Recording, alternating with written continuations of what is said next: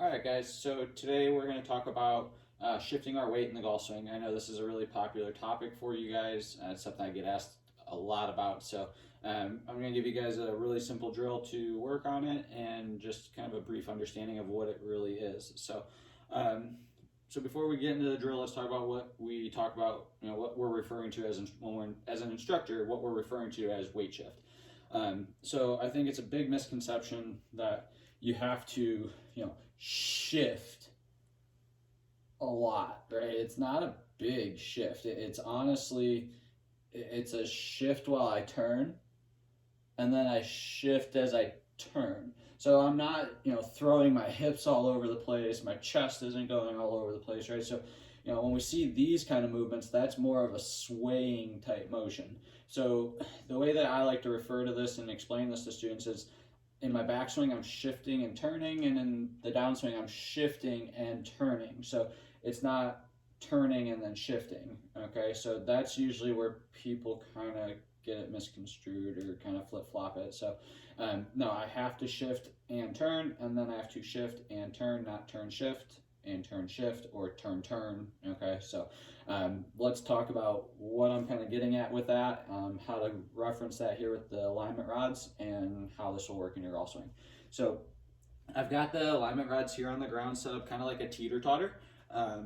What I'm going to do here is I'm going to stand with the arches of my feet equally on both sides of the stick, okay? So yeah, that way I can kind of feel the springiness in the stick. It kind of gives me the ability to kind of just sit here and shift, and I can feel the difference underneath the arches of my feet, okay? So the other thing I'm going to do here, though, is I'm going to have my other stick here, and I'm going to have it up here across my chest so I can just kind of simulate my golf swing. So as I start here, at address, the weight's pretty equally distributed. I may start with like 55 to 60% of my weight on my lead side, but majority of it is it's pretty equal. So as I start my backswing though, right, I'm actually starting to put more pressure in my right heel as my right hip also starts going back, okay? Now, I'm not sitting here going pressure and then trying to turn it, okay? These motions are kind of happening simultaneously, but I am definitely pushing my right heel on the ground. And in order to do that, my right leg's actually extending from its address position, right? I start with my knee slightly bent, but my right leg is actually starting to straighten out, right? And that's why my hip starts to turn, and I'm also creating more pressure kind of on like the inside or like the middle of my heel right now, okay? So it allows my body to start turning, but also creating the right type of pressure and weight shift that we want in the golf swing. All right. So like I said, as I start my backswing here, I'm putting more pressure into my right heel with my right leg extending.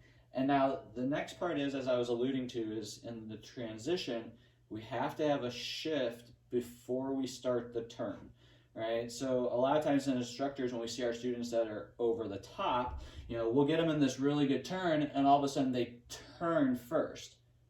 Well, that's over the top, and that's kind of the issue that we're trying to get rid of in a lot of our swings. So if I were to do this and I'm putting more pressure into my right side here, right, and then I said, I have to shift now before I turn. Well, if I do that, you'll notice that nothing's really turning. My stick across my shoulders is actually kind of moving kind of down and diagonally, right? And I'm actually applying more pressure now on the inside of my left leg, okay? So if I start to do this, right, you'll actually notice my shoulders slightly start turning, but there's not a huge rotation to it. I have a lot of pressure now on the balls to, kind of arch of my left foot. And as I start that motion, that now allows me and gives me something to push back on off the ground, which gives me the secondary rotation or my follow through, okay? It allows more pressure to get to the outside of my left foot. And that's why when we watch a lot of high level players, if you watch TV and you're watching golf on TV, you'll see a lot of their left feet. As they go through, you'll see it kind of rotate or something like that. That's mainly because they're applying a lot of force into the ground, and so that foot starts to kind of pivot, All right.